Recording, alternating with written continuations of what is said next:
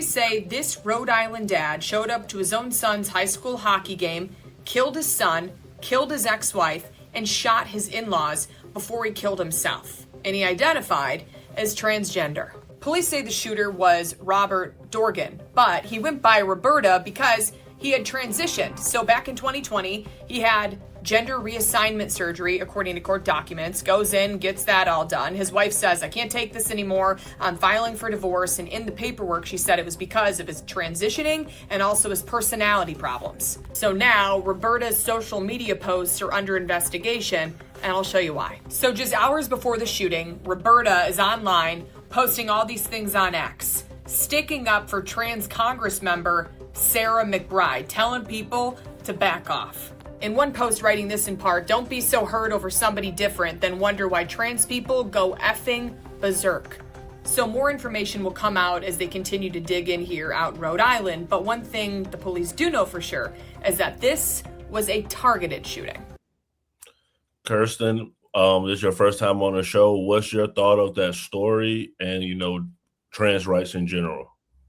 Yeah, I haven't really done much research into that story in particular. I think I saw a headline, so I don't want to have a fully informed opinion on this particular story. But one thing that strikes me about violence in general is that I think it's an outgrowth of radicalization.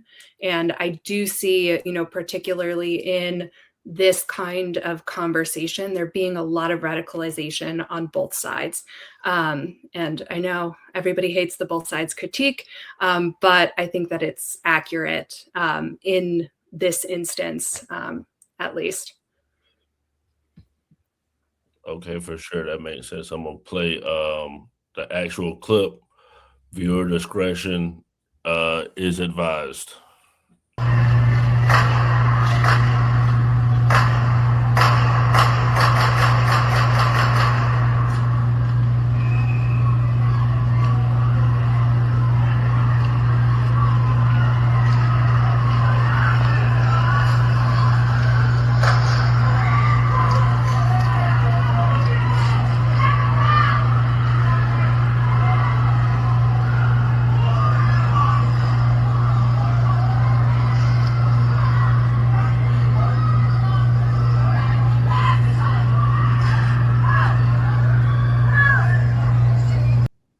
Mia, you sent this topic to the group chat. What's your thoughts on this whole situation? First and foremost, I think it's sad and unfortunate. That man not only killed his ex-wife, but he killed his own kid, one of his own children. And then he set the scene for another one of their children, whenever one of his kids were actually on the ice. So imagine watching your father shoot your mother point blank, shoot your older brother point blank, and shoot both your grandparents.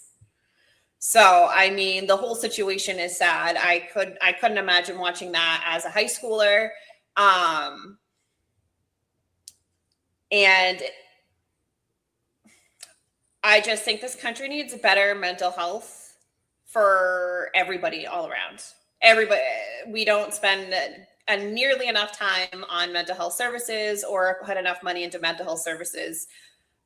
Because clearly that man and many other people are very mentally ill. He murdered half his family in front of people and did not give a fuck. And then he killed himself because, why would he stay and have to be the bearer of his own consequences? Slim, did you have anything to say about it? Mental health, man. I've been saying that for a minute, They try to perceive these things as being normal.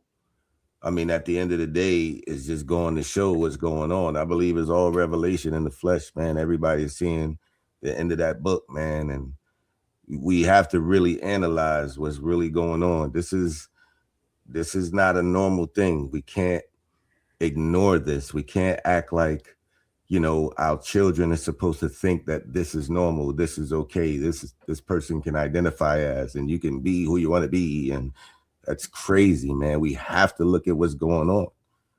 I'm good. I'm just saying, if people can't see what's cracking, there's not much I could say. So, supposedly Trump is afraid that Texas is going to flip blue. Stephen Colbert's interview with guy running for Senate